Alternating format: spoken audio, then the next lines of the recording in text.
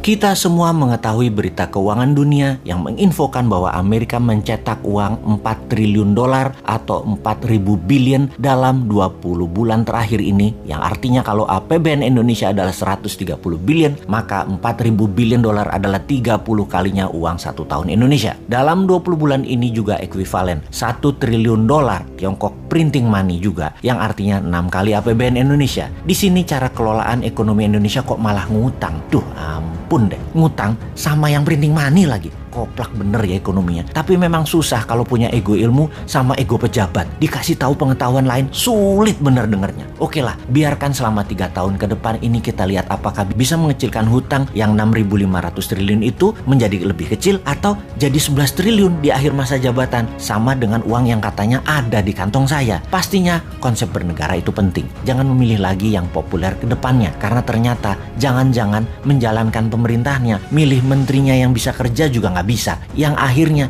dia lagi yang ditunjuk untuk menyelesaikan proyek mercusuarnya. Coba lihat dengan seksama siapa yang bisa bertanding di tahun 2024. Semuanya dirinci. Bisakah membuat rupiah ke 10.000 terhadap dolar? Bisakah membangun tanpa pinjaman IMF dan pinjaman Tiongkok? Bisakah membuat Indonesia menjadi raja ASEAN di tahun 2035? Bisakah mensejajarkan Indonesia dengan Tiongkok dan Amerika di tahun 2045? Apa konsep ekonominya? Apa konsep pertahanan wilayahnya? Pasti nggak ada. Sebutkan 3 gubernur yang populer saat ini di survei terdepan. Mampu nggak dia? Coba tanya incumbent yang saat ini jadi menteri, yang beberapanya cukup genit untuk menari di tahun 2024. Sekarang ngapain aja mereka? Lalu di tahun 2024 nanti mereka ngapain? Rasanya sulit membuat Indonesia menjadi superpower kalau mereka-mereka ini yang menjabat. Ini pertanyaan dan pernyataan loh. Tapi mereka harus buktikan dengan konsep-konsep mereka itu. Atau sisi lain, oposisinya. Siapa yang akan menari di tahun 2024 dari oposisi saat ini? Apa konsep luar negerinya? Timnya siapa saja? New Mind setidaknya ada 5 orang yang sudah dijual tampang mereka dikemas dalam promosi workshop. Mau tahu 100 orang lainnya lagi? Perlahan New Mind akan pajang siapa saja mereka dan silakan menilai. Pastinya mereknya bukan dari oposisi, bukan dari incumbent. Fresh, segar, dan New Mind. Kita belajar banyak 7 tahun ini, belajar banyak 20 tahun ini, dan sadar ternyata genre atau aliran politik 20 tahun terakhir tidak membuat Indonesia berdaulat. Jadi apapun yang berbau aliran gaya 20 tahun terakhir pemerintahannya, harap jangan dikasih peluang lagi.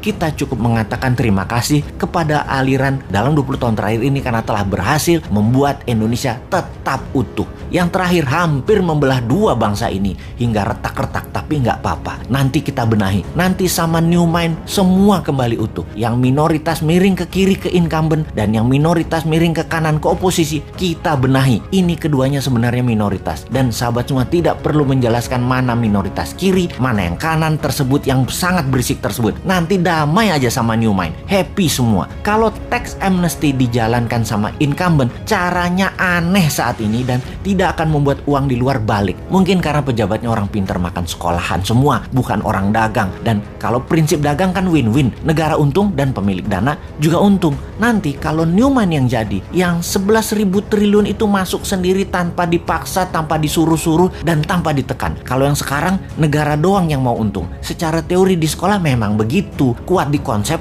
dan kuat di kertas. Di prakteknya ditinggal, dilepeh. Nanti New Mind masukkan dolar milik swasta ke tanah air dengan lebih cantik, nggak galak, nggak pakai buzzer, nggak naikkan pajak, nggak ada framing dan kriminalisasi. Kita main cantik, semua happy. Mau tahu caranya? Nanti di 2024 kita praktekkan.